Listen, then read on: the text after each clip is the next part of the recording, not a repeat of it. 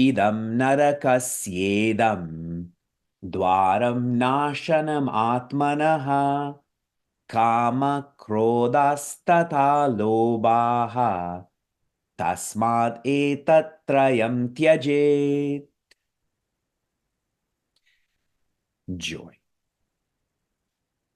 Trividam, triple. This expression of three. Narakasya idam, this three relates to hell.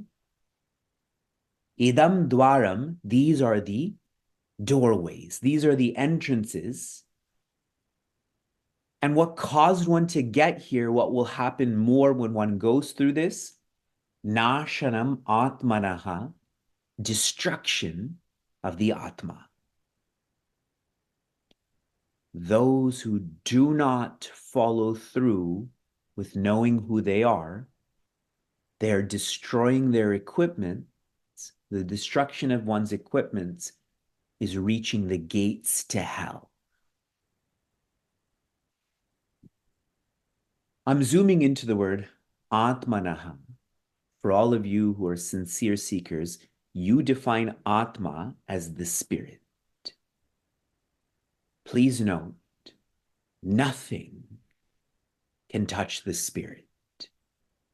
When people share that person has died and their spirit has left this body to another body, that's ignorance. The spirit never came into a body. The spirit's never leaving a body. The spirit is infinite. So what the word Atmanaha means in this verse is one has destroyed their equipment, and so they've destroyed the opportunity to destroy the ego. That is what is meant here. The opportunity to destroy the ego, transcend the ego, etc., that is what has been destroyed. Yes. We've all experienced this. When there's a really profound opportunity or precious experience and somehow we're distracted, or we got there late, you've really destroyed that opportunity or experience, correct? You've missed it. Shri Krishna is taking this to the macro. A whole lifetime can be like this. He specifies what has caused the destruction of these equipments and our opportunity. Kama, which is desire. I have desires, but most likely I'm not going to get them, so krodha. I become angry. And should I get my desire, that rare chance, lobha, I become greedy for more of what I happen to get. Desire, anger, and greed. Tasmat, this is a summary verse.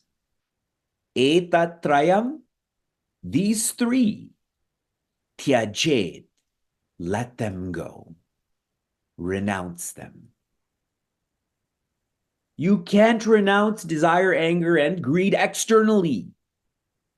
All of this is happening in our inner world.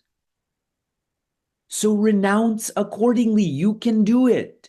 Only you are stopping you from this. Don't feel you need a ritual. Don't feel you need an auspicious date. You think these vices came on account of a ritual?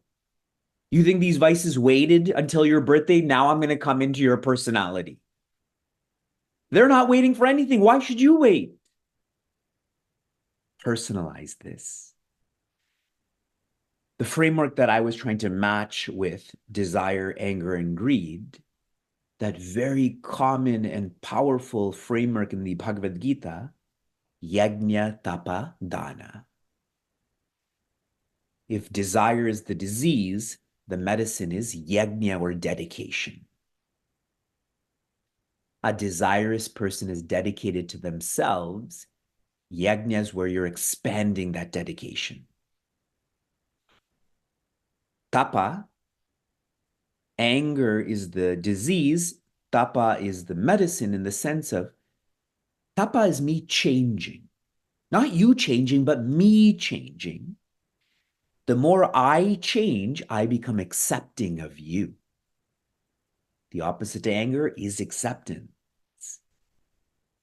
And then greed, that's the disease. The medicine is dana.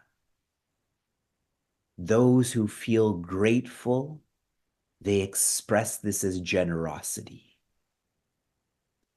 If you think of greed, it's a lack of gratitude and so a lack of generosity.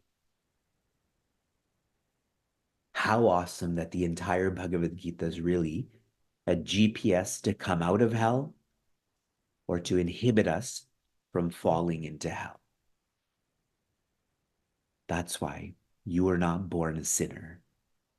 You are born free. You just have to remember this.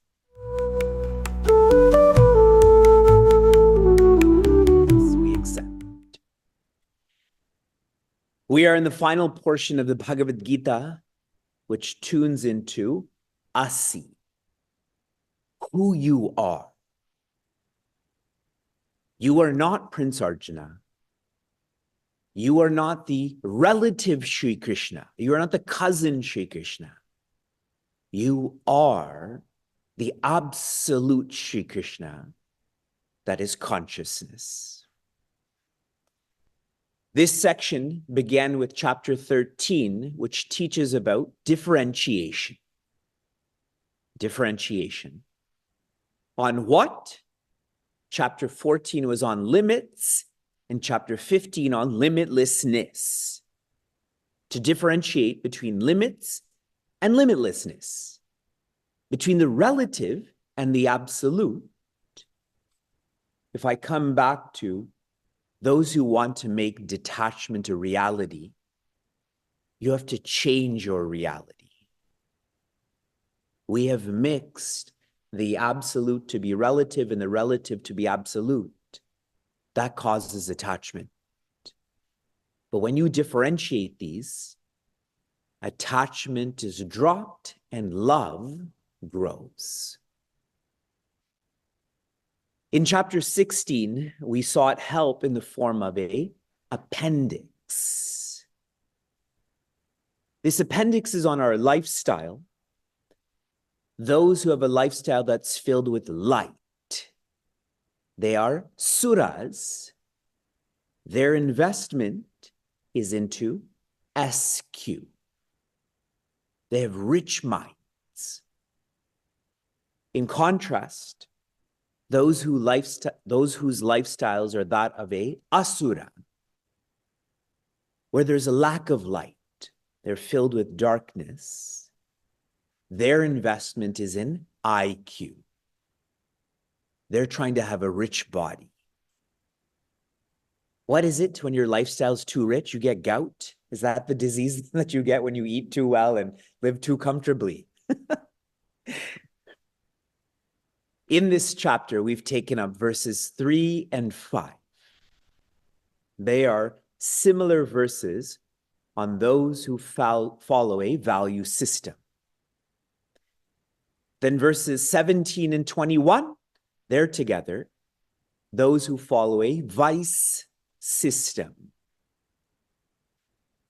In the last 3 verses of this chapter, in verse 22, Shri Krishna shares, now that you know the stick that comes with the vice system and you know the carrot that comes with the value system, start to live in a relatively free way.